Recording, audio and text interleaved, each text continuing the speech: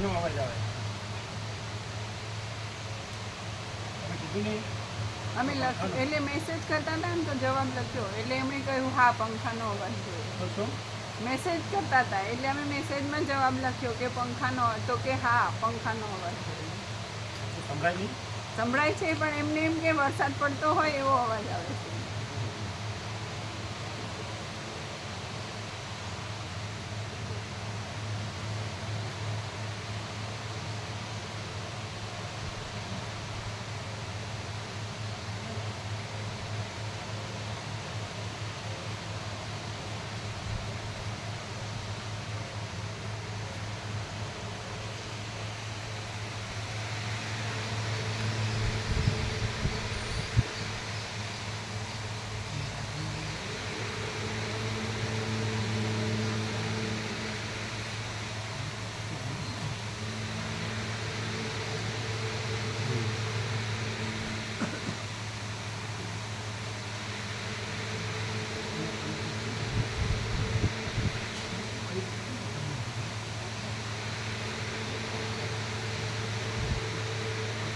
Digital છે.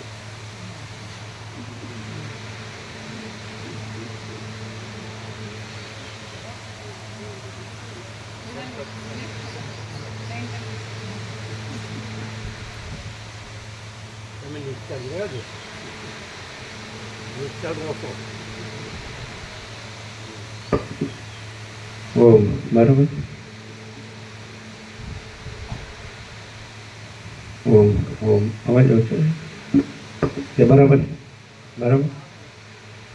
પરમ ચિદાકાશ, પરમ જ્યોતિ, અખંડ જ્યોતિ, અનંત પૂર્ણ, પરમ ચિદાકાશ, परम शांति, स्वयं सिद्ध, स्वयं प्रकाश, स्वयं पूर्ण, स्वस्वरूप, यही सब कुछ है, इसके सिवा कुछ नहीं है। शून्यभास अनंत कोटि महाकल्पो है ही नहीं। शून्यभास अनंत कोटि महाकल्पो है ही नहीं। वशिष्ठ राम उत्पत्ति प्रकरण राउंड 39 રાઉન્ડ. બરોબર છે? બરોબર.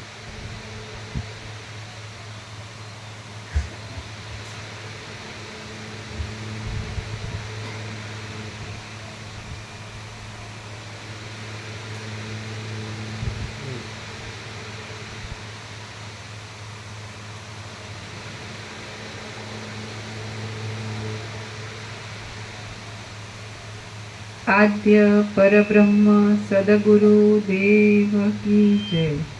ओम श्री परमात्मने नमः। सद्ग्रंथों शिरोमणि श्री योग वासिष्ठ महारामायण उत्पत्ति प्रकरण पाना नंबर 160 सर्ग 19मो वशिष्ठ नामना एक ब्राह्मणનું દ્રષ્ટાંત।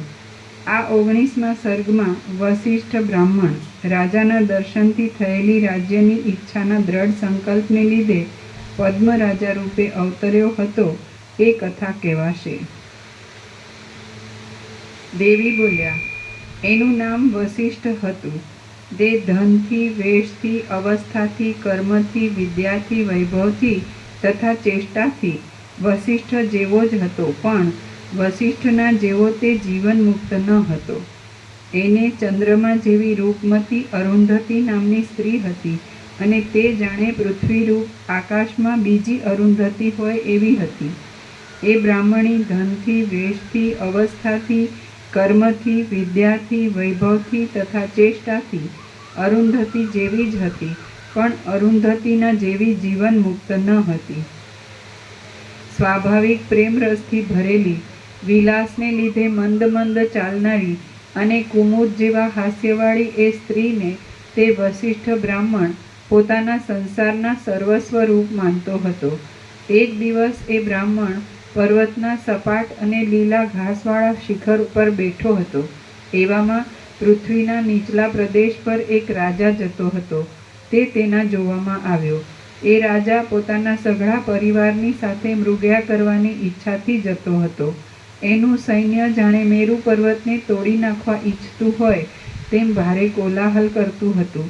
એના ચામરોથી અને પતાકાઓથી લતાઓનું વન જાણે ચંદ્રના કિરણોથી વ્યાપ્ત થયું હોય એવું શોભતું હતું. ધોળા છત્રોના મંડળોથી આકાશ જાણે રૂપાની ભૂમિકાઓથી બંધાયેલું હોય એવું જણાતું હતું. ઘોડાઓની નાળોથી ધરતી ખોદાતા આ નીચે બેઠા છે એટલે ગાદીઓ આપો એક્સ્ટ્રા છે ને? ગાદીઓ એક્સ્ટ્રા છે આપો.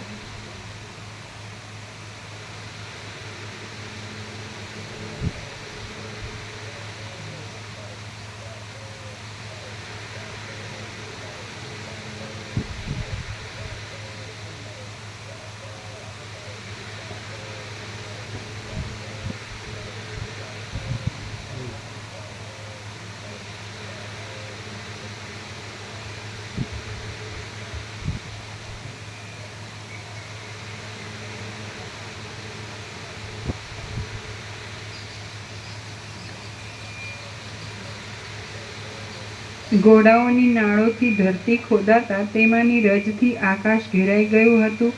હાથીઓના સમૂહો પર બાંધેલી અને સૂર્યના કિરણોને તથા વાયુને પણ રોકી દે એવી અંબાડીઓને લીધે તે રાજા પર રજ પડતી ન હતી. એના સૈન્યના મોટા કોલાહલથી ભય પામીને વનના પશુઓ નાસતા હતા અને દિશાઓ ભૂલી જવાથી ચકરીઓ ખાતા હતા. એ રાજા સોનાના અને માણિક્યોના ચકચકિત હારોથી તથા બાજુબંધોના મંડળોથી અતીવ શોભતો હતો.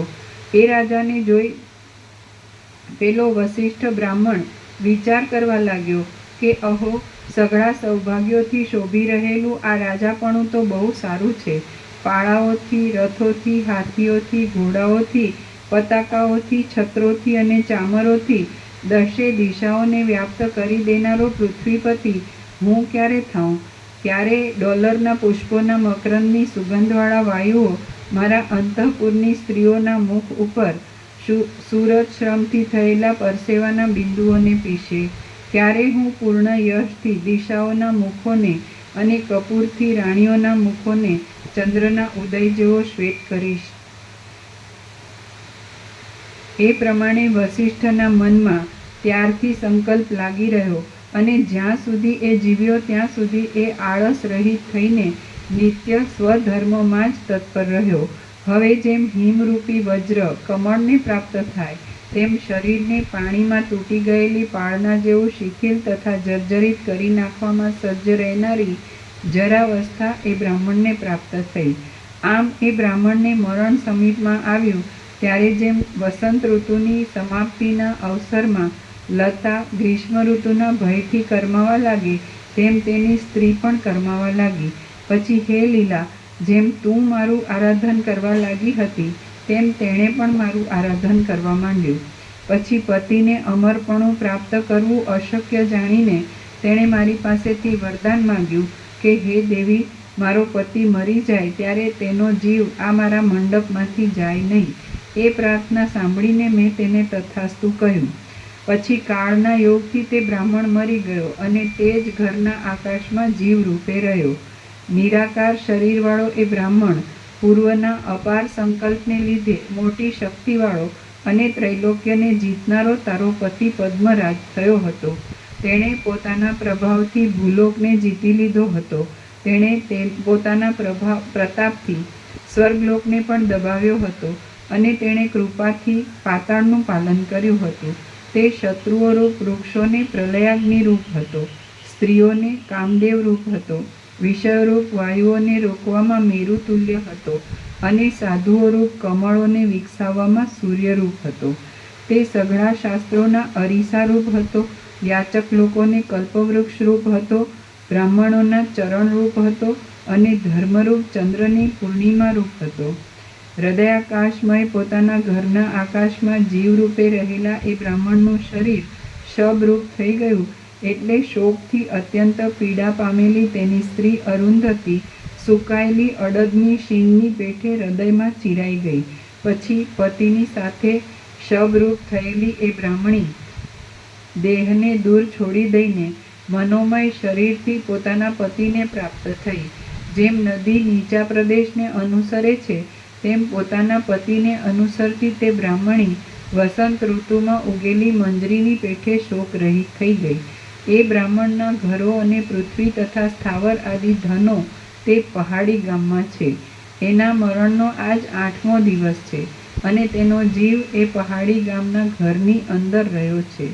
શ્રીયોગ વાસિષ્ઠ મહારામાયણમાં ઉત્પત્તિ પ્રકરણનો લીલાના આખ્યાન સંબંધી બ્રાહ્મણ મરણ નામનો સર્ગ 19મો સમાપ્ત. સર્ગ 20મો. લીલાના પૂર્વજન્મની દ્રઢતા.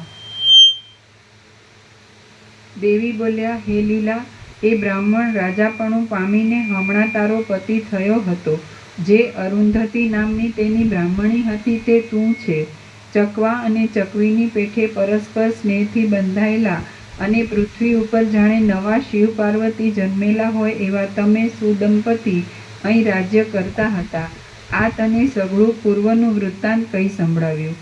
બ્રહ્મરૂપ આકાશમાં જીવરૂપની ભ્રાંતિ થવાથી તે સઘળું પ્રતીત થયું હતું. બ્રહ્મરૂપ આકાશમાં જીવભાવની ભ્રાંતિ થવાથી તે સઘળું પ્રતીત થયું હતું. એ ભ્રાંતિરૂપ પૂર્વ સૃષ્ટિમાંથી આ સૃષ્ટિરૂપ ભ્રાંતિ પ્રતિબિંબિત થઈ છે. આ સૃષ્ટિ પોતાની સત્તાથી અસત્ય છે અને અધિષ્ઠાનની સત્તાથી સત્ય છે.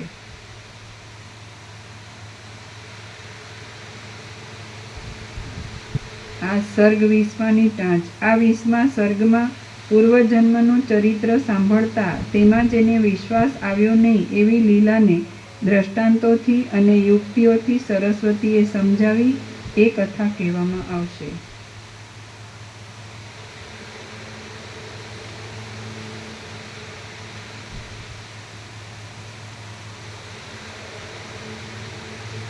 બ્રહ્મરૂપ આકાશમાં જીવભાવની ભ્રાંતિ થવાથી એ સઘળું પ્રતીત થયું હતું. એ ભ્રાંતિરૂપ પૂર્વ સૃષ્ટિમાંથી આ સૃષ્ટિરૂપ ભ્રાંતિ પ્રતિબિંબિત થઈ છે. આ સૃષ્ટિ પોતાની સત્તાથી અસત્ય છે અને અધિષ્ઠાનની સત્તાથી સત્ય છે. તેણે તમને જન્મની અને મરણની મિથ્યા જ પ્રતીતિ કરાવી છે.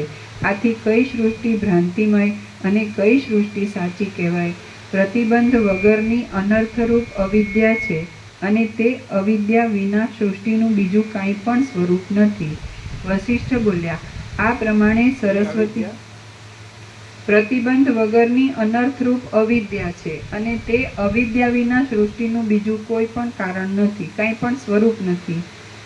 વસિષ્ઠ બોલ્યા, આ પ્રમાણે સરસ્વતીના વચન સાંભળીને લીલા વિસ્મય પામી અને ઘણીવાર સુધી તેના નેત્રો પ્રફુલ્લિત થઈ રહ્યા. પછી તે મંદ મંદ અક્ષરોથી નીચે પ્રમાણે બોલી. લીલા બોલી, હે દેવી, તમે આ ખોટી વાત કેમ કરી? ક્યાં પોતાના ઘરમાં રહેલો બ્રાહ્મણનો જીવ અને ક્યાં અહીં રહેલા આ અમે? એ જોડાની ને અમારી એકતા સંભવે જ કેમ? મેં સમાધિમાં જે નવી સૃષ્ટિ જોઈ તે આ ઘરમાં જ છે એ વાત પણ કેમ સંભવે? જેમાં મારા સ્વામી રહ્યા છે તે પરલોક, તે પૃથ્વી, તે પર્વતો અને તે 10 દિશાઓ આ ઘરની અંદર રહેલા સંભવે જ કેમ? હે સર્વ ઈશ્વરોના ઈશ્વરી, સરસવના દાણાની મીંજમાં મદોન્મત્ત ઐરાવત હાથી બાંધવો સંભવે નહીં. નાના ઘરમાં મચ્છરોએ સિંહોના સમૂહો સાથે લડાઈ કરવાની વાત સંભવે નહીં. કમળ કાકડી ઉપર મેરુ રહ્યાની વાત સંભવે નહીં. નાનો ભમરો મેરુને ગળી ગયાની વાત સંભવે નહીં. અને સ્વપ્નના મેઘની ગર્જના સાંભળીને મોર વિચિત્ર રીતે નાચવા લાગ્યાની વાત સંભવે નહીં. તે જ પ્રમાણે આ ઘરની અંદર એ પૃથ્વીની અને પર્વતોની સ્થિતિ છે એ વાત પણ સંભવે નહીં. હે ઈશ્વરી, બુદ્ધિથી નિર્મળ વિચાર કરીને એ વાત જે રીતે મારા મનમાં ઠસે તે રીતે તે કહો. મહાત્મા લોકો પોતાના કૃપાપાત્ર માણસથી અકળાઈ ઉઠતા નથી. દેવી બોલ્યા, હે સુંદરી, હું ખોટી વાત કરતી નથી પણ યથાર્થ જ કહું છું. સાચું બોલવાના જે વેદોક્ત નિયમો છે તેમને અમે તોડીએ જ નહીં. જે મર્યાદાને બીજા કોઈ તોડવા કરે છે તેને હું સ્થાપિત કરું છું. પછી તે મર્યાદાને હું જ તોડું તો તેને બીજું કોણ પાળે? એ પહાડી ગામના બ્રાહ્મણનો જીવ ચિદ્રૂપ છે અને તે પોતાના હૃદયાકાશમાં પોતાના ઘરમાં જ આ મોટા દેશને જોઈ શકે છે. હે સુંદરી, જેમ જાગ્રતની સ્મૃતિ લુપ્ત થઈને સ્વપ્નમાં બીજા પ્રકારની સ્મૃતિ થાય છે, તેમ તમને આગળની સ્મૃતિ લુપ્ત થઈને બીજા પ્રકારની સ્મૃતિ થઈ છે. સ્મૃતિનો અત્યંત લોપ થવો એ જ મરણ છે. જેમ સ્વપ્નનું તથા સંકલ્પનું ત્રૈલોક્ય ખોટું છે, જેમ યુદ્ધની કથા સાંભળ્યા પછી મનમાં થતો યુદ્ધનો પ્રતિભાસ ખોટો છે, અને જેમ નિર્જળ દેશમાં પ્રતીત થતા ઝાંઝવાના પાણી ખોટા છે, તેમ આ સઘળું જે દેખવામાં આવે છે તે ખોટું જ છે. જેમ સંકલ્પમાં અને અરીસામાં આખી પૃથ્વી રહે છે, તેમ પર્વતો, વનો અને નગરોવાળી આ પૃથ્વી તે બ્રાહ્મણના ઘરની અંદર જ રહી છે. આ ઘાટી સૃષ્ટિ ખોટી છે, છતાં સાચા જેવી પ્રતીત થાય છે. જે ચિદાકાશ પોતાનામાં પ્રતીત થયેલાને સાચા જેવું જણાવે છે, તેના ગર્ભાકાશમાં સ્મૃતિને લીધે જ ખોટાથી ઉત્પન્ન થયું હોય છે, તે ખોટું જ હોવું જોઈએ.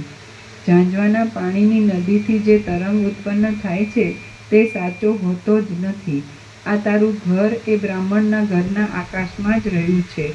હું, તું અને બ્રહ્માંડ એ સઘળા કેવળ ચિદાકાશ રૂપ જ છીએ એમ સમજ. સઘળા પ્રપંચનું મિથ્યાપણું સમજવામાં તથા અધિષ્ઠાન ચૈતન્યનું સત્યપણું સમજવામાં સ્વપ્ન સંબંધી ભ્રમ, સંકલ્પ અને પોતાના અનુભવની પરંપરા એ જ મુખ્ય દીવાની પેઠે સાધન છે. હું, તું અને બ્રહ્માંડ એ સઘળા કેવળ ચિદાકાશ રૂપ જ છીએ એમ સમજ. સઘળા પ્રપંચનું મિથ્યાપણું સમજવામાં તથા અધિષ્ઠાન ચૈતન્યનું સત્યપણું સમજવામાં સ્વપ્ન સંબંધી ભ્રમ, સંકલ્પ અને પોતાના અનુભવની પરંપરા એ જ મુખ્ય દીવાની પેઠે સાધન છે. એ બ્રાહ્મણનો જીવ પોતાના ઘરની અંદર રહ્યો છે, અને જેમ ભ્રમર કમળમાં રહે છે, તેમ સમુદ્રો અને વનો સહિત આ પૃથ્વી તેના હૃદયાકાશમાં રહી છે. જેમ આકાશમાં પ્રતીત થતું માથાના વાળ જેવું ચકરડું રહે છે, તેમ એ પૃથ્વીના કોઈ એક નાના ખૂણાના કોતરડામાં આ નગર અને તારા શરીર આદિ રહેલા છે. હે સુંદરી, એ પૂર્વની સૃષ્ટિ અને આ સૃષ્ટિ તે ઘરની અંદર એકઠી થઈ છે, છતાં પણ એ ઘર એમનું એમ જ છે. તો એ ઉપરથી આપણે એક ત્રસરેણુની અંદર પણ અનેક બ્રહ્માંડો રહેવાની સંભાવના કરીએ, તેમાં શું આશ્ચર્ય છે? આમ હે પુત્રી, ચિદાકાશના એક પરમાણુની અંદર આવા અનેક બ્રહ્માંડો છે, એમાં શંકા રાખવા જેવું શું છે? લીલા બોલી, હે પરમેશ્વરી, તમે કહો છો કે એ બ્રાહ્મણ આજથી 8મે દિવસે મરી ગયો છે, પણ હે માં, અમારા જન્મને તો ઘણા વર્ષો વીતી ગયા છે, તો એ બ્રાહ્મણ અને બ્રાહ્મણીમાંથી અમારી ઉત્પત્તિ થવી કેવી રીતે સંભવે? દેવી બોલ્યા, હે સુંદરી, હૃદયાકાશમાં જેમ દેશની લંબાઈ નથી, તેમ કાળની લંબાઈ પણ નથી જ. એ વિશે હું ન્યાયને અનુસરીને કહું છું, તે સાંભળ. જેમ આ જગતની સૃષ્ટિ પ્રતિભાસ માત્ર જ છે, તેમ ક્ષણ અને કલ્પ આદિ પણ પ્રતિભાસ માત્ર જ છે. તુંપણાના તથા હુંપણાના અધ્યાસને લીધે જેમને પોતાનો જન્મ થયાની ભ્રાંતિ છે, તેમને જ ક્ષણ અને કલ્પ આદિ સઘળું જગત ભાસે છે. હવે આ પ્રતિભાસ થવાનો ક્રમ કહું છું, તે સાંભળ. હે સુવ્રતા, જીવ ક્ષણ માત્રમાં પોતાના મિથ્યા મરણરૂપી મૂર્છાનો અનુભવ કરીને આગલા ભાવને ભૂલી જાય છે અને બીજા ભાવને દેખે છે. એ બીજા ભાવનો પ્રતિભાસ થાય છે, એટલે પોતે દેહાદિક આધારથી રહિત છતાં પણ પોતાના હૃદયાકાશમાં જ હું આ દેહાદિક આધારમાં આધેય રૂપે રહ્યો છું એમ અનુભવ કરે છે. આમ તે આ હાથ પગ આદિવાળો દેહ મારો છે એમ જુએ છે. દેહનો અધ્યાસ થતાં જ હું આ પિતાનો પુત્ર છું, મને આટલા વર્ષો થયા, આ મારા સુંદર બાંધવો છે, આ મારું સુંદર ઘર છે, હું જન્મ્યો છું, પ્રથમ બાળક હતો, હમણાં મોટો થયો છું, હું આવો છું, અને મારા સઘળા બાંધવો પોતપોતાના કાર્યો કરે છે, એ સઘળું જોવામાં આવે છે. દેહરૂપ થયેલા ચિત્તના અને એ બાંધવાદિક પદાર્થો સંબંધો વિનાના જ છે, તો પણ તે પોતાની સાથે સંબંધ ધરાવનારા ભાસે છે. આ પ્રમાણે જીવના ચિત્તમાં સંસારરૂપી ખંડ ઉદય પામ્યો છે, પણ સ્વાભાવિક રીતે કાંઈ પણ ઉદય પામ્યું નથી. જીવ શુદ્ધ ચિદાકાશ સ્વરૂપ જ છે. જેમ સ્વપ્નમાં જે દ્રષ્ટામાં ચૈતન્ય છે તે જ દ્રશ્યમાં ચૈતન્ય છે, તેમ જાગ્રતમાં પણ જે દ્રષ્ટામાં ચૈતન્ય છે તે જ દ્રશ્યમાં ચૈતન્ય છે, કારણ કે એક ચૈતન્ય જ સર્વરૂપે પ્રતીત થાય છે. ચૈતન્ય જેમ સ્વપ્નમાં બીજા પ્રકારથી પ્રતીત થાય છે તેમ પરલોકમાં ત્રીજા પ્રકારથી પ્રતીત થાય છે, અને પરલોકમાં જેમ તે ત્રીજા પ્રકારથી પ્રતીત થાય છે તેમ આ લોકમાં તે ચોથા પ્રકારથી પ્રતીત થાય છે. એટલે સઘળી સ્થિતિઓમાં ચૈતન્ય એક જ છે. જેમ તરંગો જળથી જરા પણ જુદા નથી, તેમ સ્વપ્ન, પરલોક અને આલોક ચૈતન્યથી જરા પણ જુદા નથી. આથી જગત ઉત્પન્ન જ થયું નથી અને ઉત્પન્ન થયું નથી, તેથી નાશ પણ પામવાનું નથી. જગત પોતાના સ્વરૂપથી કાંઈ છે જ નહીં. જે પ્રકાશે છે તે ચૈતન્ય જ પ્રકાશે છે. જેમ દ્રશ્યો વિનાનું ચૈતન્ય પરબ્રહ્મ જ છે, તેમ દ્રશ્યોવાળું ચૈતન્ય પણ પરબ્રહ્મ જ છે. આથી જેમ તરંગો જળથી જુદા નથી, તેમ દ્રશ્યો ચૈતન્યથી જુદા નથી. જેમ જળમાં તરંગપણું છે જ નહીં અને જે દેખાય છે તે સસલાના શિંગડા જેવું જ છે, તેમ ચૈતન્યમાં દ્રશ્યપણું છે જ નહીં અને જે દેખાય છે તે સસલાના શિંગડા જેવું જ છે. ચૈતન્ય પોતાના સ્વરૂપથી જરા પણ ભ્રષ્ટ થયા વિના જ જાણે દ્રશ્યપણાને પામેલ હોય એમ પ્રતીત થાય છે. આમ દ્રશ્ય પદાર્થ છે જ નહીં. જો દ્રશ્ય છે જ નહીં તો પછી આ દ્રષ્ટા અને આ દ્રશ્ય એવો વિભાગ જ કેમ હોય? જીવને મરણ રૂપે મોહ થયા પછી નિમેષ માત્રમાં જ દેશ, કાળ, આરંભ, ક્રમ, જન્મ, માતા, પિતા, સંતાનો, અવસ્થા, સમજણ, સ્થાન, ચેષ્ટા, બંધુઓ, સેવકો, અસ્ત અને ઉદય ઇત્યાદિકની વાસનાઓને અનુસરતી બ્રહ્માંડરૂપી દ્રશ્ય વર્ગની શોભા નજરે પડવા માંડે છે. ઇત્યાદિકની વાસનાઓને અનુસરતી બ્રહ્માંડરૂપી દ્રશ્ય સર્ગની શોભા નજરે પડવા માંડે છે. જીવ તો ચૈતન્ય સ્વરૂપ છે, તે પોતે જન્મેલો નથી, છતાં પણ હું જન્મેલો છું એમ ધારી લે છે. તેથી તે દેશ, કાળ, ક્રિયાઓ, દ્રવ્યો, મન, બુદ્ધિ અને ઇન્દ્રિય આદિને જુએ છે. જો કે આ પ્રમાણે દ્રષ્ટિ સૃષ્ટિ હોવાથી મુવા પછી તુરત જ પોતાનું શરીર યુવાન દેખવામાં આવ્યું હોય તો પણ પુષ્પ પછી જેમ ફળનો ઉદય થાય છે તેમ પાછળથી આ મારી માતા છે, આ મારો પિતા છે અને હું બાળક હતો ઇત્યાદિક અનુભવેલો અને નહીં અનુભવેલો વાસનામય ક્રમ ઉદય પામે છે.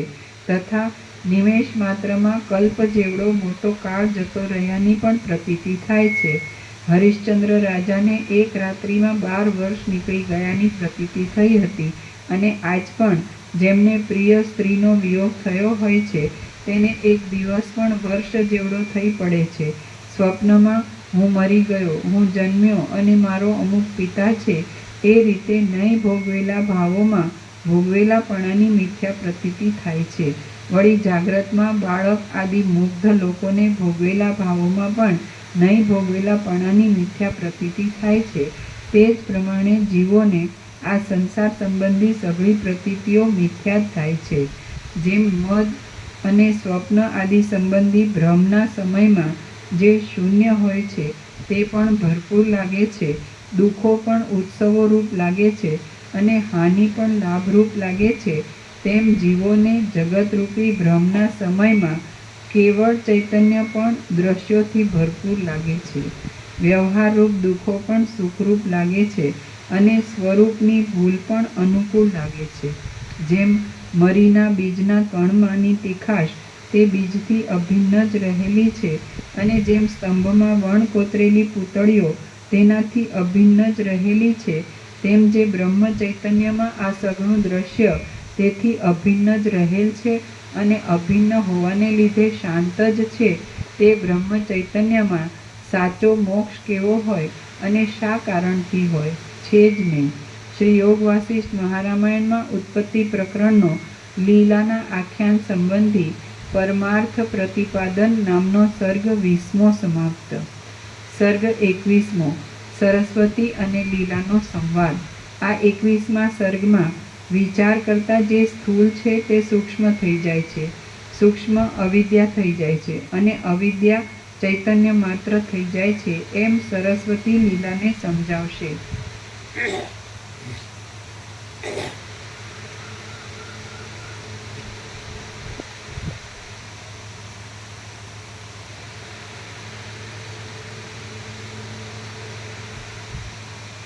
દેવી બોલ્યા, જેમ આંખો ઉઘાડવાથી તુરત જ સઘળા રૂપો પૂરી રીતે પ્રતીત થાય છે, તેમ જીવને મરણરૂપ મોહ થયા પછી તુરત જ અનેક જગત પ્રતીત થાય છે. દિશાઓ, કાળ, વ્યવહારો, આકાશ, સ્વર્ગાદિક અને ઘર આદિ પદાર્થો તથા કલ્પ પર્યંત સ્થિર રહેનારા પૃથ્વી આદિ પદાર્થો પણ અનંત સ્ફુરે છે.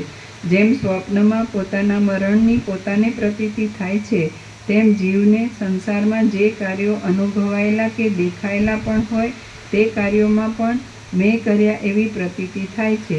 આ પ્રમાણે ચિદાકાશની અંદર માયારૂપી આકાશમાં અનંત ભ્રાંતિઓ સ્ફુરે છે. આ જગત નામની નગરી ભીત વગર જ ચિતરાયેલી છે, માટે કલ્પના માત્ર જ છે.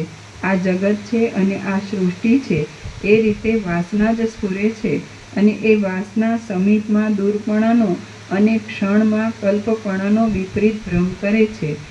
એક અનુભવેલા વિષયોની અને બીજી નહીં અનુભવેલા વિષયોની એમ બે પ્રકારની વાસના છે. એ વાસના ચૈતન્ય રૂપે રહેલી છે અને પૂર્વના કારણોથી રહિત છે.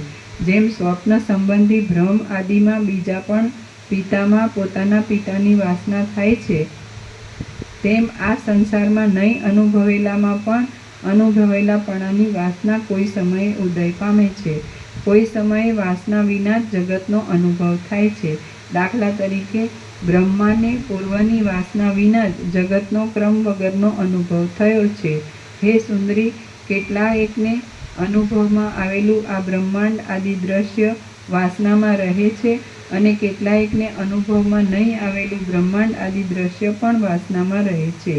કેટલાયક જીવોને વાસના વિના જ દ્રશ્યની પ્રતીતિ થાય છે. જેમ કે બ્રહ્માને કાકતાલીયની પેઠે અકસ્માત જ બ્રહ્માપણું પ્રાપ્ત થયું છે. જગતનું જે અત્યંત વિસ્મરણ થાય છે તે જ મોક્ષ કહેવાય છે. અને મોક્ષની એ સ્થિતિમાં કોઈને કાંઈ પ્રિય અપ્રિય રહેતું નથી, તેમજ બીજા કોઈ પદાર્થો પણ રહેતા નથી. અહંકાર અને જગતના નિરસનરૂપ અવિદ્યાનો અત્યંત અભાવ થયા વિના મોક્ષ ઉદય પામતો નથી. જોકે તે સ્વાભાવિક રીતે વિદ્યમાન છે. જેમ રજ્જુમાં થયેલો ભ્રમરૂપ સર્પ વાસ્તવિક રીતે નહીં છતાં પણ જ્યાં સુધી રજ્જુમાં તેનો અત્યંત અભાવ સમજાઈને ત્યાં સુધી ટળતો નથી, તેમ બ્રહ્મમાં પ્રતીત થયેલું આ ભ્રમરૂપ જગત જ્યાં સુધી તે જગતનો અત્યંત અભાવ સમજાઈને ત્યાં સુધી ટળતું નથી. સમાધિમાં જગત શાંત થવાની આશા રાખવી જ નહીં, કારણ કે સમાધિમાં જગતની પૂરી શાંતિ થતી નથી, પણ અડધી શાંતિ થાય છે. તેથી જેમ મૂર્ખને એક પિશાચના અંતે પાછો તેઓને તેવો બીજો પિશાચ જોવામાં આવે છે, તેમ વ્યુત્થાન કાળમાં મનુષ્યને પાછું તેવું ને તેવું જગત જોવામાં આવે છે. આ જે વિસ્તીર્ણ સંસાર છે તે બ્રહ્મ જ છે એવો નિશ્ચય છે. જગત અવિદ્યાને લીધે ભાસે છે.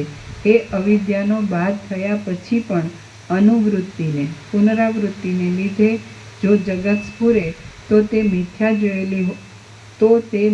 જોયેલું હોવાને લીધે બંધન કરનાર થતું નથી. લીલા બોલી, હે દેવી, તમે કહી ગયા કે અમારા આ રાજા રાણીના જન્મમાં પ્રથમના બ્રાહ્મણ બ્રાહ્મણીના જન્મ સમયની અનુભવેલી વાસના કારણરૂપ છે. જો તેમ હોય તો આ સમયના જે દ્રશ્ય પદાર્થો છે તેઓ તે સમયે નહોતા, માટે તેમનો અનુભવ થયેલો જ ન હોવો જોઈએ. પછી અનુભવ વિના તેમનો સંસ્કાર પણ ન રહેવો જોઈએ. આમ સંસ્કાર નહીં રહ્યા છતાં આ સમયના દ્રશ્ય પદાર્થો કેમ થાય છે? દેવી બોલ્યા, તમને આ દ્રશ્ય પદાર્થોની સ્મૃતિ થાય છે તેમાં પિતામહ બ્રહ્માનો સંસ્કાર કારણરૂપ છે. કૌંસમાં કેટલાયકને નહીં અનુભવાયેલું દ્રશ્ય પણ વાસનામાં રહે છે એમ આગળ કહ્યું છે તેનો એ જ અભિપ્રાય છે. કૌંસ પૂરો. બ્રહ્માને તો પોતાનો દેહ આદિ વાસના વિના દેખાય છે, કારણ કે પહેલાંનો બ્રહ્મા મુક્ત થઈ ગયેલો છે. તેથી તેની વાસના હમણાંના બ્રહ્માને હોવી સંભવિત નથી. બ્રહ્માને પૂર્વ બ્રહ્માના દેહની વાસના રહેવી સંભવતી નથી. એટલા માટે વાસનાઓ વિના એકલું ચૈતન્ય જ બ્રહ્મા આદિ રૂપે વિવર્ત પામે છે એમ સમજવું. વાસના વિના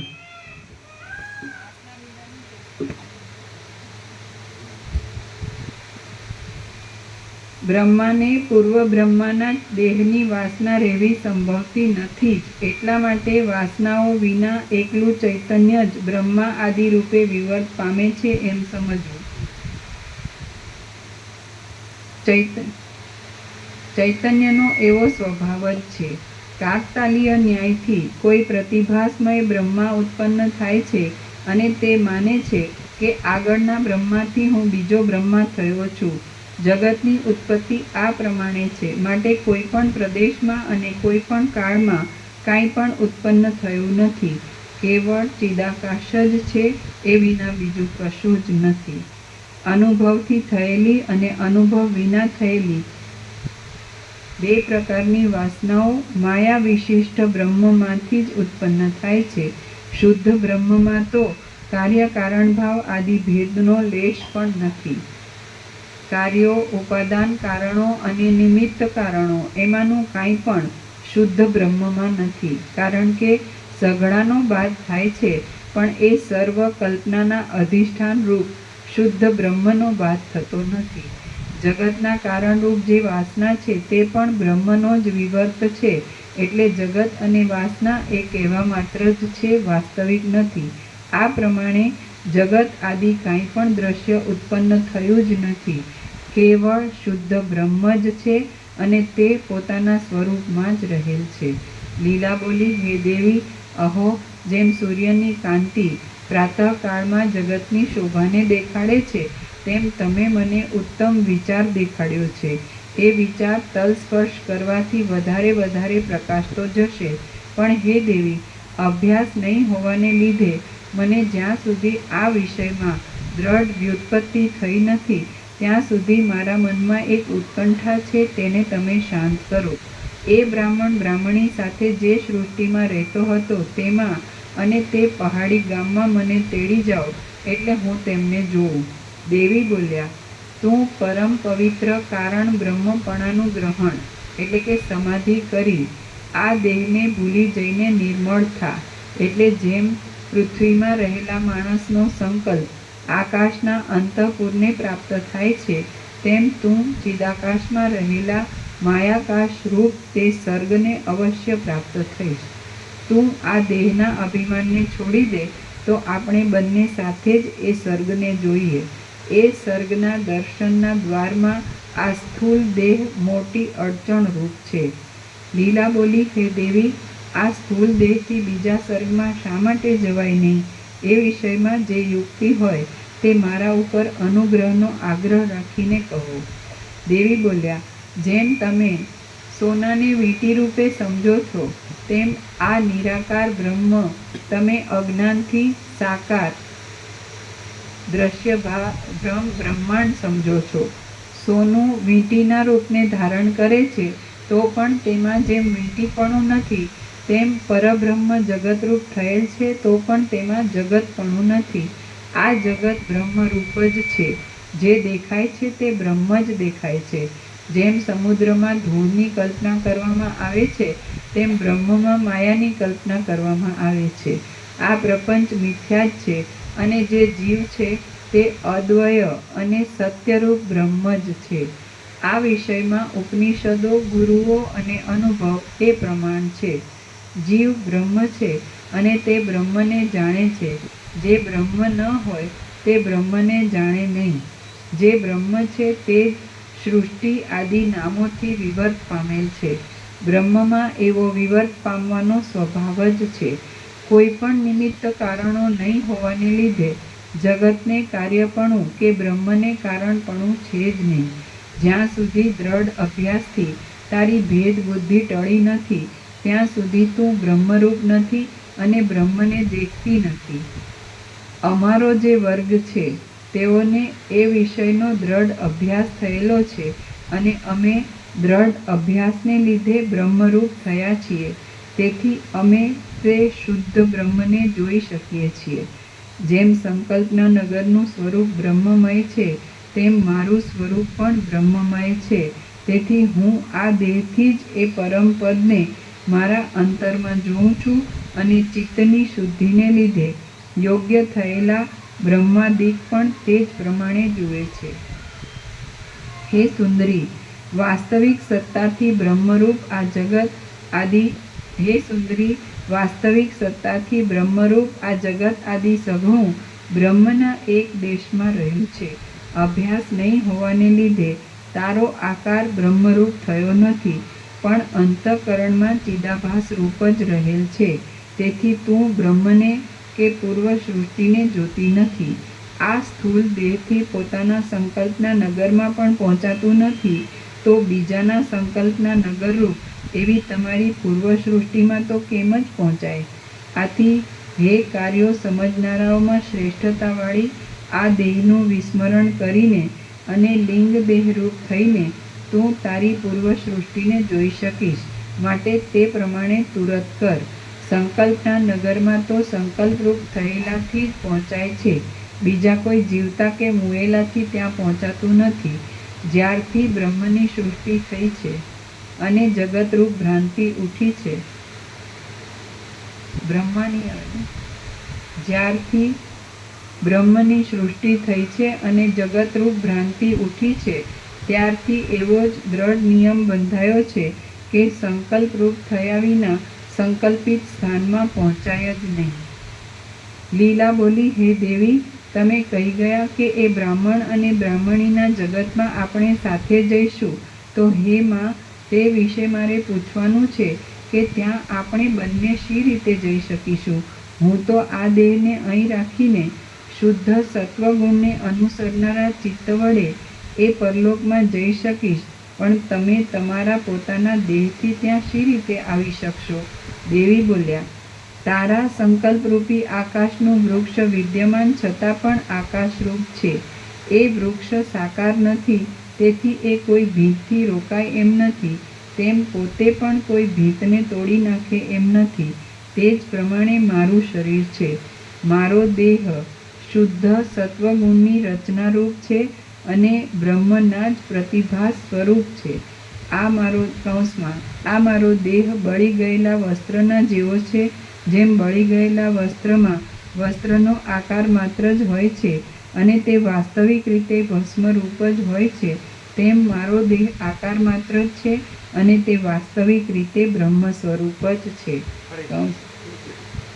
આ મારો દેહ બળી ગયેલા વસ્ત્રના જેવો છે. જેમ બળી ગયેલા વસ્ત્રમાં વસ્ત્રનો આકાર માત્ર જ હોય છે અને તે વાસ્તવિક રીતે ભસ્મરૂપ જ હોય છે, તેમ મારો દેહ આકાર માત્ર જ છે અને તે વાસ્તવિક રીતે બ્રહ્મ સ્વરૂપ જ છે. આ મારો દેહ બ્રહ્મથી જરાક જ જુદો પડે એવો છે. એટલા માટે હું આ દેહને છોડીને નહીં આવું, પણ જેમ વાયુ ગંધમાં પહોંચે છે, તેમ હું આ દેહથી જ તે પ્રદેશમાં પહોંચીશ. જેમ જળની સાથે જળ, અગ્નિની સાથે અગ્નિ અને વાયુની સાથે વાયુ મળી જાય છે, તેમ આ મારો દેહ મનોમય દેહોની તથા મનોમય બીજી વસ્તુઓની સાથે પણ મળી જાય એમ છે. તારો દેહ પૃથ્વીના વિકારરૂપ સર્જાયેલો છે અને મારો દેહ ચૈતન્યરૂપ સર્જાયેલો છે. તેથી તારો દેહ મારા દેહની સાથે એક અથવા સંયુક્ત થઈને ત્યાં આવી શકે એમ નથી, કેમ કે કલ્પનાના પર્વતને અને સાચા પર્વતને એકરૂપ થવું સંભવે નહીં અને પરસ્પર ભટકાવું પણ સંભવે નહીં. આમ તો આ તારો સ્થૂળ દેહ પણ વાસ્તવિક રીતે મનોમય જ છે, તો પણ લાંબા કાળની ભાવનાથી તું એને પૃથ્વી આદિ ભૂતોના વિકારરૂપ સ્થૂળ સમજી બેઠી છે. જેમ સ્વપ્નમાં, લાંબા કાળના ધ્યાનમાં, ભ્રમમાં, સંકલ્પમાં અને ગંધર્વ નગરમાં મનોમય પદાર્થોને પણ સ્થૂળ સમજી લેવામાં આવે છે, તેમ આ તારો દેહ મનોમય છતાં પણ સ્થૂળ સમજાયો છે. જ્યારે સમાધિના અભ્યાસથી તારી વાસનાઓ ક્ષીણ થઈ જશે, ત્યારે તારા સ્થૂળ દેહમાં પાછું મનોમયપણું પ્રાપ્ત થશે. લીલા બોલી, મનોમય દેહપણાની પ્રતીતિ દ્રઢ થઈ જાય ત્યારે આ સ્થૂળ દેહ મનોમય થઈ જાય છે કે પછી નાશ પામી જાય છે? દેવી બોલ્યા, જે પદાર્થનું અસ્તિત્વ હોય તેમાં નાશનો અને અનાશનો ક્રમ સંભવિત છે, પણ જે પદાર્થ વાસ્તવિક રીતે જ છે જ નહીં તેનો નાશ કેવી રીતે સંભવે? હે પુત્રી, રજ્જુનું રજ્જુપણું સમજાયાથી સર્પરૂપી ભ્રમ નાશ પામે છે. ત્યારે સર્પ નાશ પામ્યો અથવા નાશ નથી પામ્યો એમ કહી શકાય કે? એટલે જેમ સાચું જ્ઞાન થવાથી રજ્જુમાં સર્પ દેખાતો નથી તેમ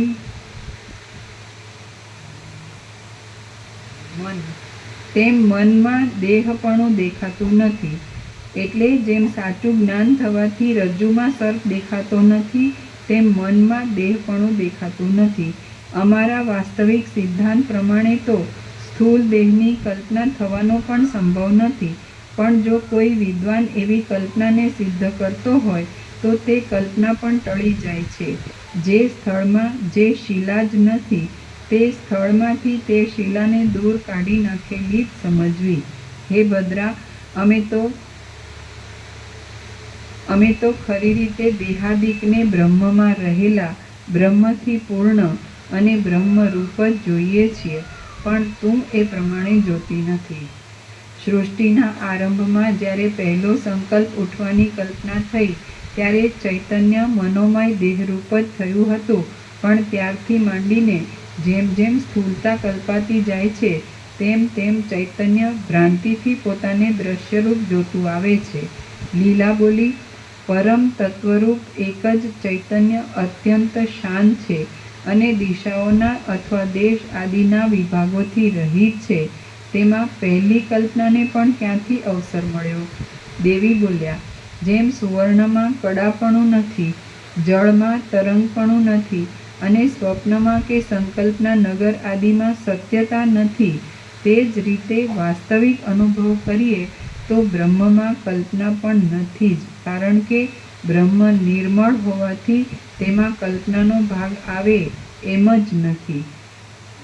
કારણ કે બ્રહ્મ નિર્મળ હોવાથી તેમાં કલ્પનાનો ભાગ આવે એમ જ નથી. જેમ આકાશમાં રજ નથી તેમ બ્રહ્મમાં કલ્પના પણ નથી જ. બ્રહ્મ તો વિષયોથી રહિત છે, શાંત છે, એક છે, સ્વતઃ સિદ્ધ છે અને વ્યાપક છે. જેમ કાચનો તથા સુશોભિત ઉત્તમ મણીનો ચકચકાટ હોય છે તેમ જોવામાં આવતું જે કાંઈ આ જગત છે તે પરબ્રહ્મનો ચકચકાટ જ છે અને તે શુદ્ધ જ છે. લીલા બોલી, હે દેવી, આટલા બધા લાંબા કાળ સુધી કોણે આપણને આ સઘળા દ્વૈતની અને અદ્વૈતની કલ્પનાઓથી ભમાવ્યા છે? દેવી બોલ્યા, હે તરલા, તને તારા અવિચારોએ જ લાંબા કાળ સુધી ભમાવી છે અને વ્યાકુળ કરી છે. એ અવિચાર સ્વાભાવિક રીતે ઉઠ્યો છે અને તે વિચારથી નાશ પામે છે. એ અવિચાર વિચાર વડે પલકવારમાં નાશ પામે છે, તે પણ બ્રહ્મની સત્તાથી જુદી સત્તાવાળો નથી. એટલે બ્રહ્મમાં એ અવિચારરૂપ અવિદ્યા છે જ નહીં. આથી અવિચાર નથી, અવિદ્યા નથી, બંધન નથી કે મોક્ષ પણ નથી. જે જગત છે તે બાધ રહિત અને શુદ્ધ બોધરૂપ બ્રહ્મ જ છે. આટલા કાળ સુધી તે આ વિચાર કર્યો નથી, તેથી તું સમજી નથી, ભમેલી જ રહી છે અને વ્યાકુળ જ રહી છે. હવે તારા ચિત્તમાં વાસનાઓની અલ્પતારૂપ મુક્તિનું બીજ પડી ચૂક્યું છે, એટલા માટે તું આજથી સમજી છે, મુક્તિને યોગ્ય થઈ છે અને વિવેકવાળી થઈ છે. આ સંસાર નામનું દ્રશ્ય મુદ્દલ ઉત્પન્ન થયું જ નથી, માટે તેની વાસના પણ શી હોય અને તે વાસનાથી તારે સંયુક્ત થવાનું પણ શું હોય? પ્રમાતા, પ્રમાણ અને પ્રમેય આ ત્રણનો અત્યંત અભાવ થાય અને મનમાં નિર્વિકલ્પ સમાધિરૂપ એક પરબ્રહ્મનું અનુસંધાન દ્રઢ થાય ત્યારે વાસના કશી જ વસ્તુ નથી. તારા હૃદયમાં વાસનાઓના ક્ષયના બીજરૂપ આ વિચાર કંઈક અંકુરિત થયો છે તો હવે અનુક્રમે કરીને રાગ દ્વેષાદી વાસનાઓ ઉદય પામશે નહીં. હવે આ સંસારનો સંભવ નિર્મૂળ થઈ જશે અને પરમ નિર્વિકલ્પ સમાધિ અત્યંત સ્થિર થઈ જશે. તું હવે નિર્વિકલ્પ સમાધિને લીધે કેટલેક કાળે માયા અને માયાના કાર્યોના અધિષ્ઠાનરૂપ નિર્મળ આત્માના અવલંબનથી ભ્રાંતિરૂપ કાળાશથી રહિત થઈ જઈશ અને તેના સંસ્કારથી પણ રહિત થઈને તું સર્વ પ્રાણીઓની ભ્રાંતિઓના, તે ભ્રાંતિઓની વાસનાઓના તથા તે વાસનાઓના કારણરૂપ અવિદ્યાના છેડારૂપ એ મોક્ષને પ્રાપ્ત થઈશ. શ્રી યોગ વાસિષ્ઠ મહારામાયણમાં ઉત્પત્તિ પ્રકરણનો લીલાના આખ્યાન સંબંધી વિશ્રાંતિ ઉપદેશ નામનો સર્ગ 21મો સમાપ્ત. સર્ગ 22મો. વાસનાઓને અલ્પ કરવાનો ઉપાય અને અભ્યાસ. આ 22મા સર્ગમાં તુરીયાવસ્થાનું લક્ષણ, જીવન મુક્તિની સ્થિતિ, વાસનાઓને અલ્પ કરવાનો ઉપાય અને તે ઉપાયનો અભ્યાસ એનું નિરૂપણ કરવામાં આવશે. દેવી બોલ્યા, જેમ સ્વપ્ન છે એમ સમજાયાથી સ્વપ્નનો દેહ અનુભવમાં આવેલો છતાં પણ શાંત થઈ જાય છે, તેમ વાસનાઓ ક્ષીણ થવાથી સ્થૂલ દેહ અનુભવમાં આવેલો હોવા છતાં પણ શાંત થઈ જાય છે. જેમ સ્વપ્નના જ્ઞાનથી સ્વપ્નનો દેહ ટળી જાય છે, તેમ વાસનાઓ ક્ષીણ થવાથી જાગ્રતનો દેહ પણ ટળી જાય છે. જેમ સ્વપ્નના અને સંકલ્પના દેહનો અંત થાય છે ત્યારે આ સ્થૂળ દેહ ઉદય પામે છે, તેમ જાગ્રતના સ્થૂળ દેહના અહંભાવનો અંત થાય છે ત્યારે મનોમય દેહ ઉદય પામે છે. જેમ સ્વપ્નમાં વાસનાના બીજનો ઉદય બંધ પડે છે ત્યારે સુષુપ્તિ પ્રાપ્ત થાય છે, તેમ જાગ્રતમાં સઘળી વાસનાઓનું બીજ બાધિત થાય છે ત્યારે જીવન મુક્તિ પ્રાપ્ત થાય છે. જીવન મુક્ત લોકોની જે વાસના શૂન્યભાસ જોવામાં આવે છે તે વાસના નથી, પણ સત્તા સામાન્ય રૂપ શુદ્ધ બ્રહ્મ જ એ વાસના નામથી કહેવાય છે. જેમાં સઘળી વાસનાઓ સૂઈ જાય છે તેવી નિદ્રા સુષુપ્તિ કહેવાય છે, અને જેમાં સઘળી વાસનાઓ સૂઈ જાય છે તેવી જાગ્રતાવસ્થા ગાઢ મૂર્છા કહેવાય છે. જેમાં સઘળી વાસનાઓ ક્ષીણ થઈ જાય છે તે સ્થિતિ તુરીયાવસ્થા કહેવાય છે. અને પરબ્રહ્મ જાણવામાં આવે તો તુરીયાતીત જાગ્રતમાં પણ છે. આખો જેમાં સઘળી વાસનાઓ સૂઈ જાય છે તેવી નિદ્રા સુષુપ્તિ કહેવાય છે, અને જેમાં સઘળી વાસનાઓ સૂઈ જાય છે તેવી જાગ્રત અવસ્થા ગાઢ મૂર્છા કહેવાય છે. જેમાં સઘળી વાસનાઓ ક્ષીણ થઈ જાય છે તે સ્થિતિ તુરીયાવસ્થા કહેવાય છે. અને પરબ્રહ્મ જાણવામાં આવે તો તુરીયાતીત જાગ્રતમાં પણ છે. જેમાં જીવતા માણસોની વાસનાઓ ક્ષીણ થઈ હોય છે તેવી જીવનની સ્થિતિ જીવન મુક્ત દશા કહેવાય છે, અને તે દશાને અમુક પુરુષો જાણતા પણ નથી.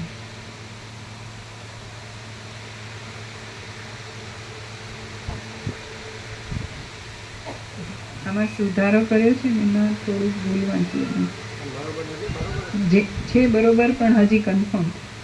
જેમાં સઘળી વાસનાઓ સૂઈ જાય છે તેવી નિદ્રા સુષુપ્તિ કહેવાય છે, ને જેમાં સઘળી વાસનાઓ સૂઈ જાય છે તેવી જાગ્રત અવસ્થા ગાઢ મૂર્છા કહેવાય છે.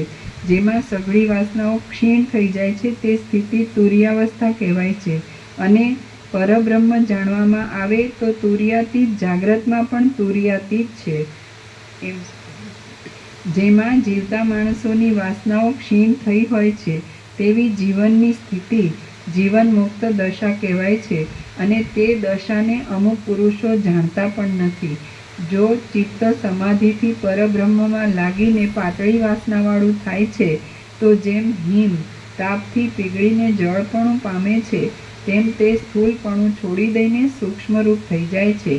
જે મન આત્માના પ્રબોધથી સૂક્ષ્મતા પામેલું હોય છે તે મન બીજી સૃષ્ટિઓમાં તથા બીજા જન્મમાં રહેલા બીજા ચિત્તોની સાથે અને દેવ આદિના શરીરોની સાથે મળી જાય છે, પણ તે સિવાયનું બીજું મન એમ મળી શકતું નથી. જ્યારે દ્રઢ અભ્યાસથી તારો આ અહંભાવ શાંત થશે ત્યારે તને વિસ્તીર્ણ અને દ્રશ્ય માત્રના છેડારૂપ એવું બોધપણું આપોઆપ પ્રાપ્ત થશે. જ્યારે તારું સૂક્ષ્મપણાનું જ્ઞાન અવિચલ સ્થિતિને પ્રાપ્ત થશે ત્યારે તું સર્વે લોકોને સંકલ્પથી અદૂષિત અને પરમ પવિત્રતાવાળા જોઈશ. આથી હે અનિંદિતા, તું વાસનાઓને અલ્પ કરવાનો યત્ન કર. તારો એ યત્ન દ્રઢ થશે એટલે તું જીવન મુક્ત થઈશ. અપાર શીતળતાવાળો આ બોધરૂપી ચંદ્રમા જ્યાં સુધી પૂર્ણ કળાઓવાળો થયો નથી ત્યાં સુધી તું આ સ્થૂળ દેહને અહીં રાખીને બીજા લોકને જો. વ્યવહારિક કાર્યોમાં માંસમય દેહની સાથે જ સંયોગ પામે છે, પણ તે સૂક્ષ્મ દેહની સાથે સંયોગ પામતો નથી. એટલા માટે તારે તારા સ્થૂળ દેહને મારા દેહની સાથે સંયુક્ત કરીને ત્યાં આવવાની આશા રાખવી નહીં. આ વાત મેં મારા અનુભવ પ્રમાણે જેમ છે તેમ જ કહી છે, અને બાળકો પણ તે સમજી શકે એવી છે. સિદ્ધ લોકોના અનુભવથી પણ તે સિદ્ધ છે.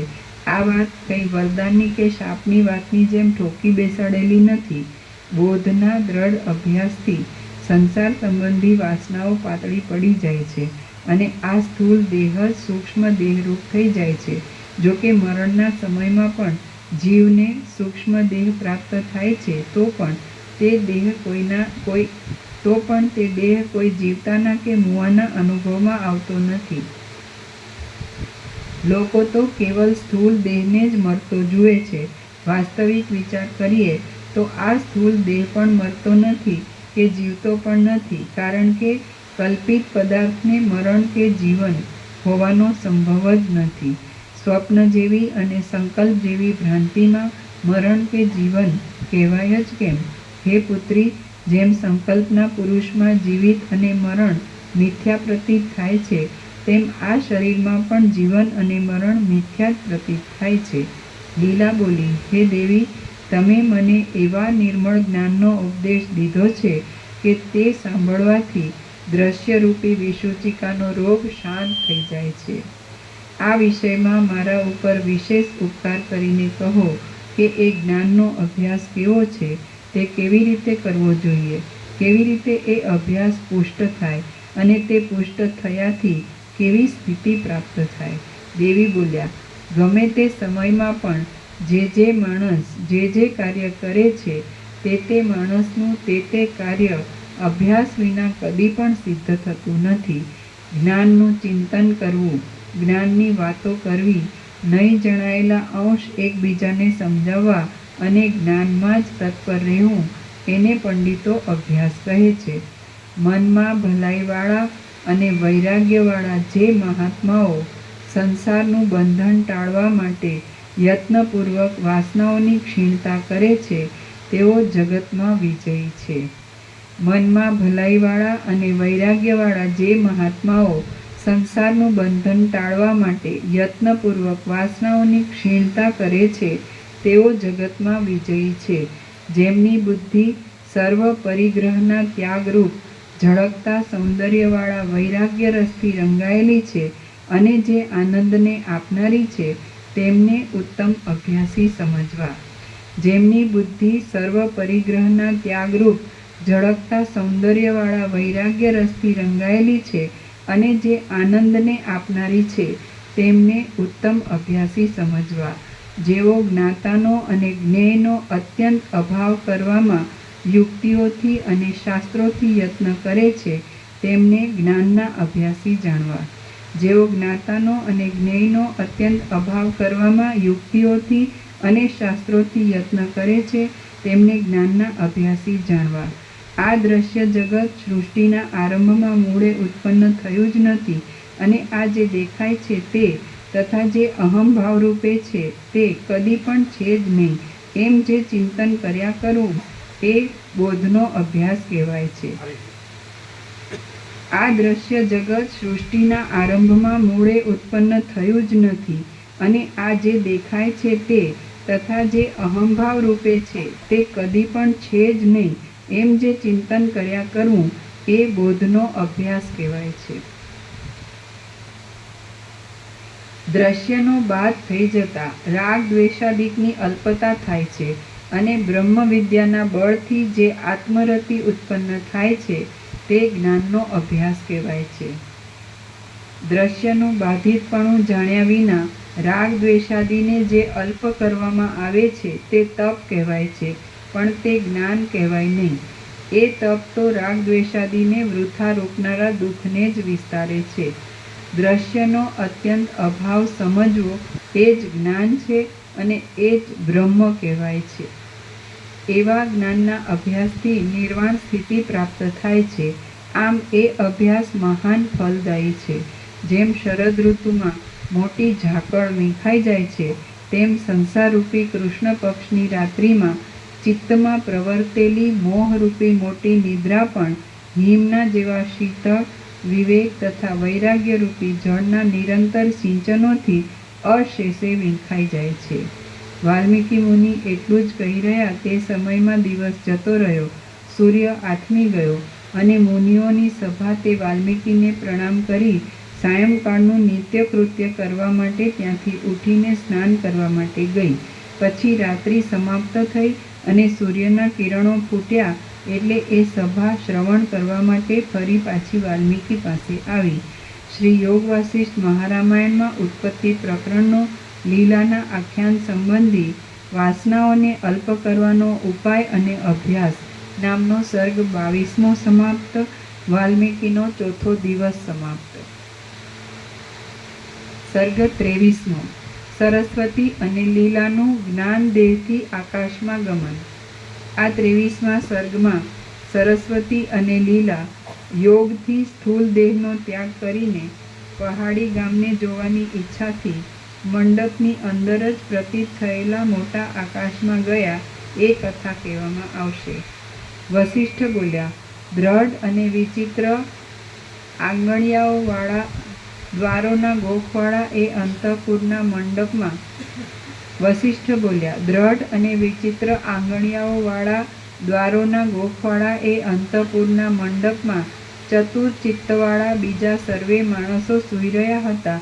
તે સમયે સરસ્વતી દેવી તથા લીલા એ બે વીરાંગનાઓ પણ ચીમડાયેલી માળાઓથી તથા વસ્ત્રોથી ઢંકાયેલા શબના પડખામાં આસનો પર બેઠી નિર્મળ, નિષ્કલંક અને સઘળી કળાઓથી સંપૂર્ણ એવા ચંદ્રના જેવા પોતાના મુખોથી તે બંને મંડપને શોભાવતી હતી અને પુષ્પોના સમૂહમાંથી નીકળેલા ઘાટા સુગંધથી ભરપૂર થઈ રહી હતી. તે રાત્રિએ ઉપર પ્રમાણે પરસ્પર વાતો કરીને તેઓ ત્યાંથી સમાધિના સ્થાનમાં ગઈ. ત્યાં જાણે રત્નના સ્તંભમાં કોતરેલી પૂતળીઓ હોય અને જાણે ભીંતમાં આલેખેલી પ્રતિમાઓ હોય તેમ તે બંને નિશ્ચળ થઈને બેઠી. જેમ ચોમેર સુગંધને ફેલાવનારી બે કમલિનીઓ સાયંકાળે સંકોચ પામે તેમ સંકોચ પામેલી એ બે સ્ત્રીઓએ સઘળી ચિંતાઓ છોડી દીધી. શરદ ઋતુના વાયુવિહીન સમયમાં પર્વત ઉપર ઉતરેલી વાદળાઓની બે પંક્તિઓની જેમ તે બે સ્ત્રીઓ અત્યંત શાંત, શુદ્ધ અને ચલન રહિત હતી.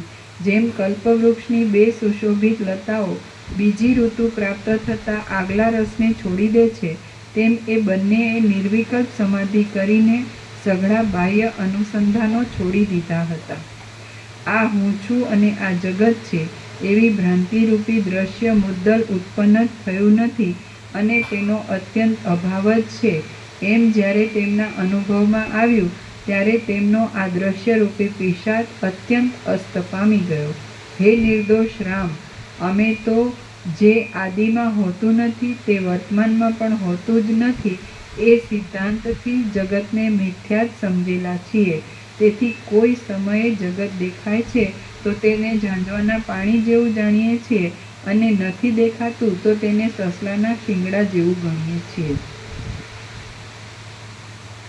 જેમ પ્રલયકાળમાં અને સૂર્ય આદિ સમૂહોથી અત્યંત રહિત એવું આકાશ સ્વભાવથી કેવળ અને શાંત હોય છે, તેમ દ્રશ્યનો અસ્ત થતાં એ બે સ્ત્રીઓ સ્વભાવથી કેવળ અને શાંત થઈ ગઈ. ચિદ્રૂપ સરસ્વતી દેવી તે જ જ્ઞાન દેહથી આકાશમાં ફરવા લાગ્યા અને માનુષી લીલા પણ જ્ઞાન અને ધ્યાનને અનુસરતા બીજા દેહથી આકાશમાં ફરવા લાગી. ચિદાકાશ રૂપ અને આકાશમાં ફરનારા શરીરોવાળી એ બે સ્ત્રીઓ પ્રકટ થયેલ પૂર્વ સંકલ્પના સંસ્કારથી એ ઘરના આકાશમાં જ એક વેંત જેટલા ભાગમાં ચડીને ઊભી રહી. પછી વિનોદથી ચપળતાવાળી અને લલિત નેત્રોવાળી એ બંને લલનાઓ વિષયોના જ્ઞાનનો, વિષયોને અનુકૂળ કલ્પના કરવાનો સ્વભાવ હોવાને લીધે ત્યાંથી દૂર આકાશમાં ગઈ. જોકે તેઓ એ જ મંડપમાં ઊભી હતી તો પણ આપણે આકાશમાં ઉડીએ છીએ એવી કલ્પના વૃત્તિથી તેઓ કરોડ યોજનના વિસ્તારવાળા અત્યંત દૂર અંતરના આકાશમાં ચડી ગઈ. એ બે સખીઓ વાસ્તવિક રીતે ચિદાકાશમય શરીરોવાળી હતી, તો પણ પૂર્વે સંકલ્પિત કરેલા દ્રશ્યના અનુસંધાનવાળા પોતાના સ્વભાવને લીધે પરસ્પરના આકારને જોઈને પરસ્પર ઉપર અત્યંત સ્નેહ કરવા લાગી. શ્રી યોગ વાસિષ્ઠ મહારામાયણમાં ઉત્પત્તિ પ્રકરણનો લીલાના આખ્યાન સંબંધી જ્ઞાન દેહાકાશ ગમન નામનો સર્ગ 23મો પ્રસાદ આપીને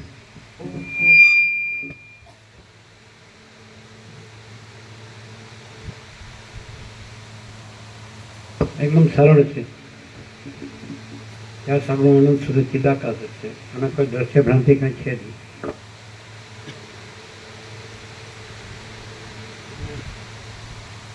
અનંત સુધી ચિદાકાશ, અનંત પ્રકાશ, અનંત આનંદ, અનંત શાંતિ છે.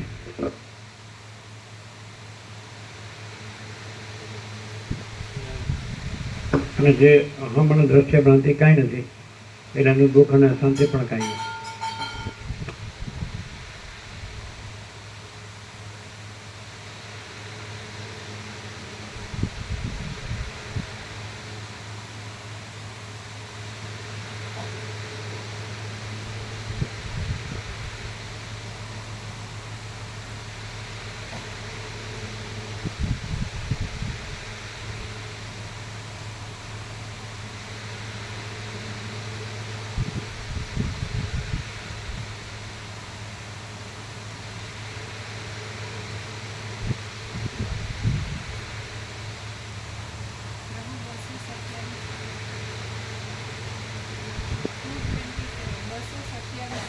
કોને આવ્યા? એ કોણ છે?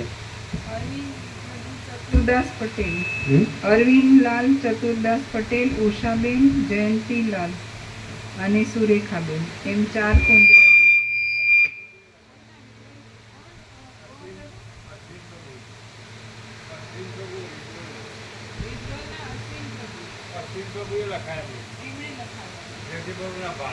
એ કોઈને એમને સગા છે? એટલે એ કુંદરાના છે, એટલે અશ્વિન પ્રભુના સગા છે.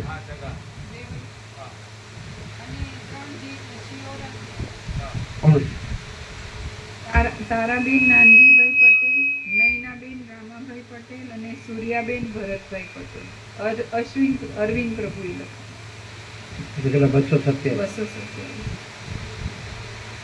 એટલે 228 6 બસ થાય. બરાબર.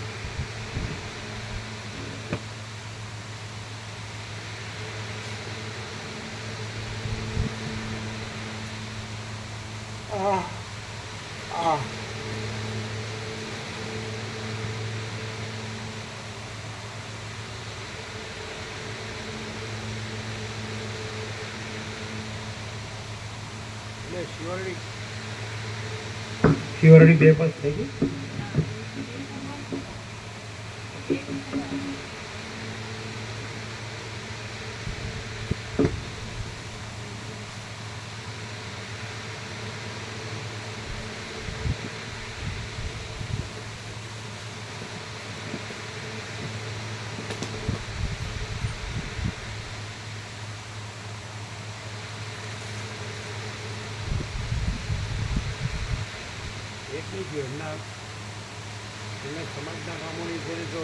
એમના સમાજના ગામોની છે તો રોડ ઉપર થઈ. કેમ શિવરાણી તો રોડ ઉપર નહીં થઈ હોય કે 2?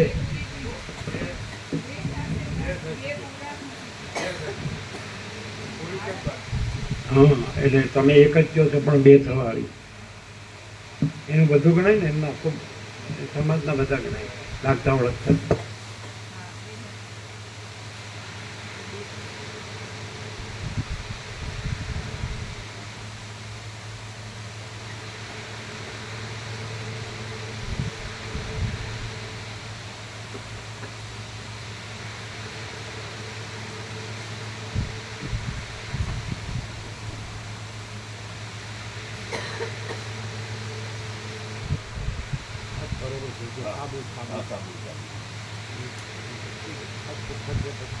ઠંડા પણ માતાનું પણ જે ઠંડો લાગી છે ઠંડો પણ ચોખ્ખા હાથ બે ત્રણ ચોખ્ખું ઠંડુ.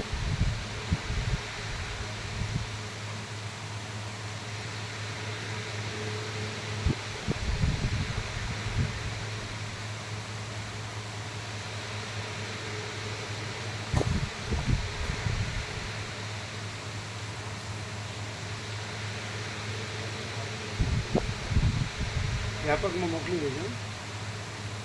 જો પંખાનો અવાજ છતાંય સંભળાય ને, માઇક તો ચોખ્ખું જ છે.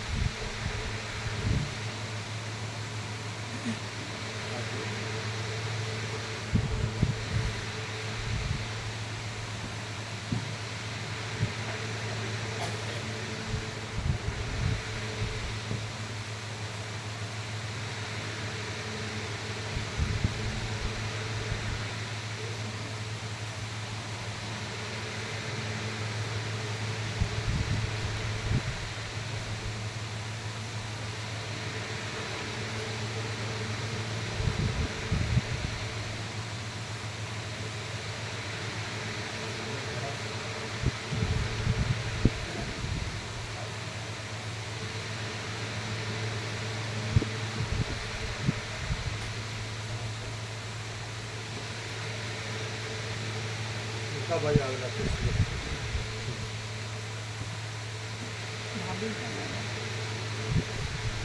ભાભી કઈ ગયા?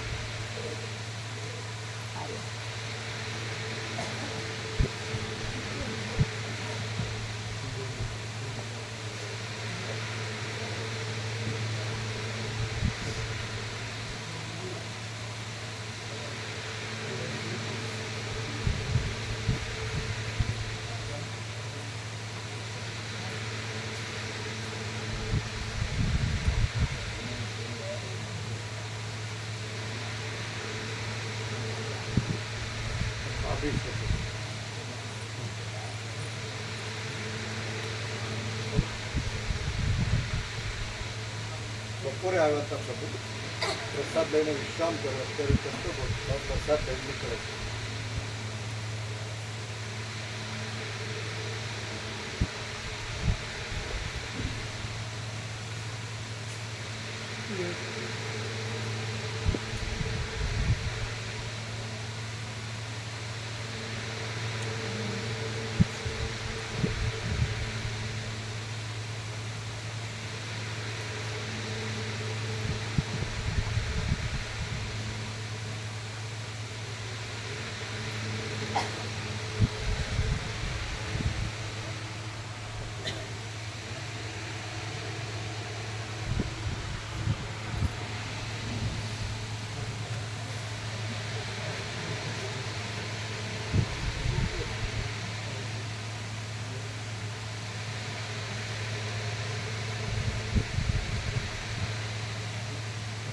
બાકી છે લેવાનું જ નહીં. હા, બધા હા, ફૂલ બને.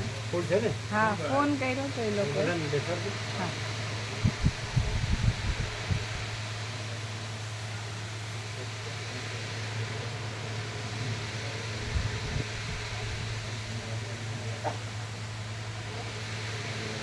બસમાં એક જ બાકી. હા, પેલા આવ્યા નહીં આજે પત્રિકા લઈને. થઈ ગઈ ખરી, છપાઈ ગઈ એવું કીધું હર્ષદ પ્રભુએ. સવારે લાવો. હા, સવારે આવી જશે પ્રભુ. પણ એમાં આપણે ચિત્રકૂટ લખવાનું રહી ગયું. ચિત્રકૂટ ચાલશે? ત્રણ મુખ્ય ત્રણ હતા ને, ચિત્રકૂટ તો વચ્ચે આવી ગયા. હા.